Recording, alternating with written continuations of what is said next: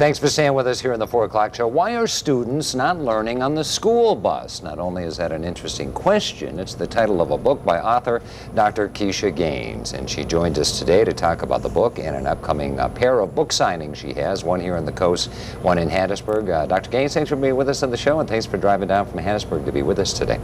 We'll talk a little bit about the school bus idea, but a press release that came out with the book says, "Young doctor redesigned schools across America."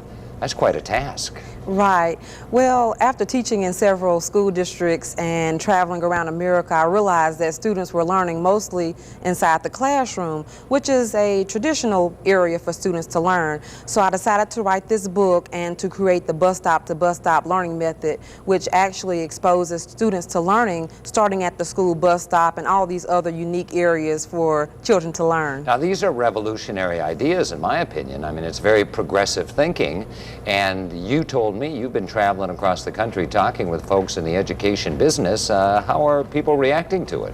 Well, I get responses from school districts all across America and even overseas. I've been to Miami, Florida, New York, California, and some school districts have contacted me about adopting this learning program and learning ideas to implement in their schools. Mm-hmm. And you not only talk about the school bus, and you made a quick reference to it, but there are areas all around that school environment, all around that school campus, where you believe there are opportunities to educate children. Right. A learning opportunity can occur anywhere.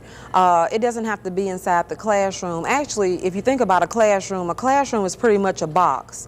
And we don't want to box our students in. We want children to learn everywhere. We want them to learn outside the classroom in areas such as the school bus stop, the cafeteria, the playgrounds. We want children to have a total learning experience. Now, how do you go about achieving that end? How do you go about accomplishing that, though?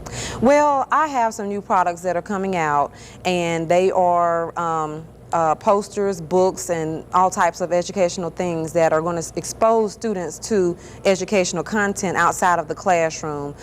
So I look forward to those. Now, I saw one of the chapters here, you actually even talked about school clothing. Now, this isn't uniforms you're talking about. This is something else? No, it's not uniforms, but I'm working on a clothing line right now that actually has learning content on the clothing. So students will actually learn academic content from the clothes as a style. So it kind of makes learning a little stylish. Yeah. Now, we were talking before the show, students have for years learned about life at the bus stop, on the bus, in the cafeteria, but they can actually learn important things like the 4 R's. Right, that's correct. Well, that's a great, good luck to you on this one. I think this is great. You can meet Dr. Gaines, first of all, tonight from 7 till 8 at Barnes & Noble in Gulf Park. Get her to go ahead and sign a copy of the book.